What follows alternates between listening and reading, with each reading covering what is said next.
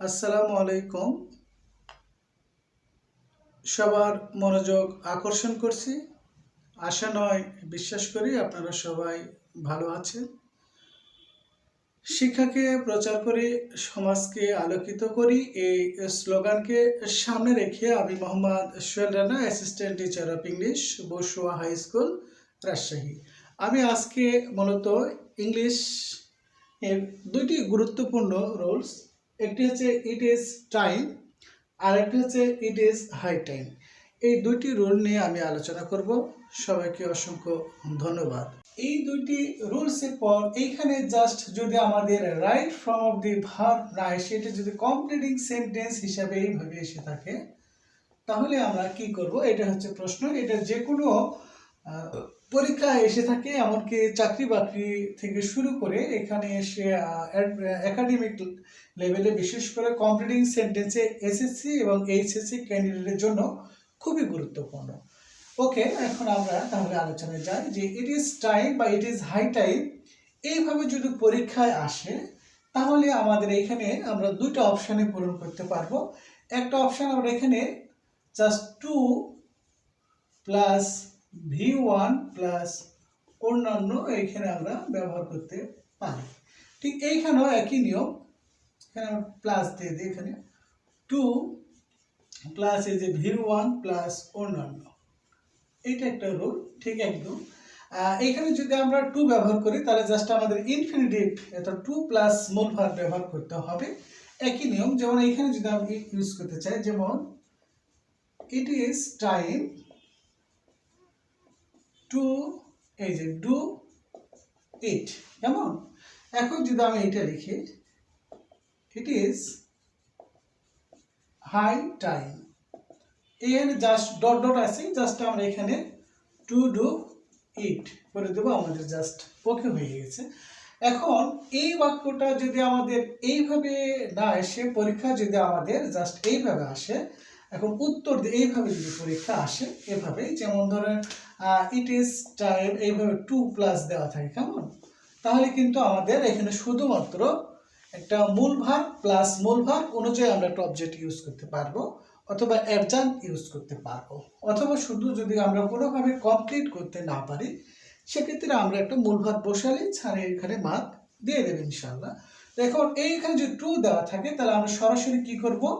এখানে জাস্ট আমাদের V1 plus অন্যান্য, যে রুলটা আমি এখানে লিখেছি, তার মানে এখানে ইট ইজ টাইম বা it is high time same নিয়ম, আমরা এই জায়গাতে জাস্ট আমরা কি ইউজ করব? টু ইট, কেমন?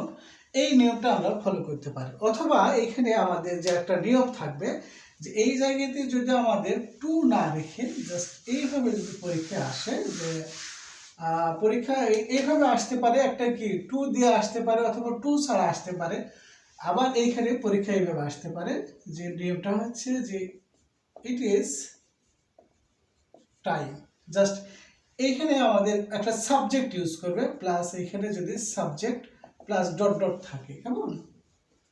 ইট ইজ এইখানে জাস্ট আমাদের হাই টাইম, এইখানে প্লাস যদি সাবজেক্ট থাকে তাহলে কিন্তু আমাদের এখানে কি বসতে পারে?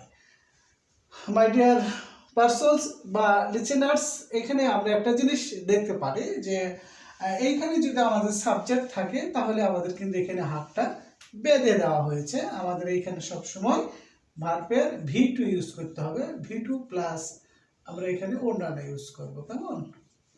অন্যান্য, জাস্ট এখানে আমাদের V2 প্লাস অন্যান্য ইউজ করতে হবে। আর এখানে যখন আমরা দেখব যে এখানে আমাদের টু নাই, জাস্ট নিয়মটা কি ছিল এটা নিয়ে আমি একটু পরে আলোচনা করছি। যেহেতু আমরা দেখতে পাচ্ছি ইনফিনিটিভ দিলে আমাদের এখানে টু থাকলে মূল ভার্ব ইউজ প্লাস অন্যান্য করব, আর যদি আমাদের এখানে টু না থেকে যদি সাবজেক্ট দেওয়া থাকে তাহলে আমাদের এখানে V2 প্লাস অন্যান্য করতে হবে। ঠিক আমরা সবসময় এখানে ডু ভার্বের ব্যবহার করতে পারি, অথবা গো ভার্বের ব্যবহার করতে পারি, বা যে কোনো ভার্ব আমরা এখানে ব্যবহার করতে পারি। তাহলে এটার উত্তর দাঁড়াচ্ছে এইভাবে, ইট ইজ টাইম, অথবা এখানে লিখতে পারি ইট ইজ হাই টাইম, দিয়ে এখানে দেওয়া হয়েছে সাবজেক্ট দিয়েছে উই, তখন এখানে ডট ডট আছে।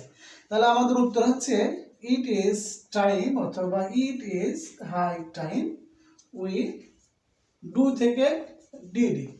কেমন? এই তো আমাদের উত্তর এটা হয়ে গেছে। অথবা ইট ইজ টাইম, অথবা ইট ইজ হাই টাইম দিয়ে এখানে উই আছে, উই হেল্প থেকে হেল্প দেম, হেল্প দেম। কেমন? জাস্ট আমাদের ভার্ব অনুযায়ী একটা অবজেক্ট ব্যবহার করব। এইটুকু জাস্ট আমাদের it is time and it is high time এর গুরুত্বপূর্ণ রোল ছিল। একটা জিনিস মাথায় রাখতে হবে, ইট ইজ টাইম বা ইট ইজ হাই টাইম এর পর যদি ডট ডট থাকে তাহলে আমরা এখানে দুইভাবে করতে পারবো। একটা হচ্ছে ইনফিনিটিভ যোগে, অর্থাৎ টু প্লাস মূল ভার্ব দিয়ে আমরা বাক্য তৈরি করতে পারবো, অথবা এরপরে যদি আমাদের সাবজেক্ট থাকে তাহলে আমরা সাবজেক্টের পরে ভার্বের পাস্ট ফর্ম ব্যবহার করব। সবাইকে অসংখ্য ধন্যবাদ। ভালো থাকবেন, সুস্থ থাকবেন। আর ইম্পর্টেন্ট অর্থাৎ ইংলিশ গ্রামারের গুরুত্বপূর্ণ ক্লাস পাওয়ার জন্য আপনারা আমার পেজকে ফলো করবেন এবং কমেন্ট করবেন। সবাইকে অসংখ্য ধন্যবাদ। দোয়া রাখবেন আমি যেন নিয়মিতভাবে এই ক্লাসগুলো দিতে পারি, এজন্য আপনাদের কাছে আমি দোয়া প্রার্থী। সবাই ভালো থাকবেন, সুস্থ থাকবেন। আসসালামু আলাইকুম ওয়া রাহমাতুল্লাহ। আল্লাহ হাফেজ।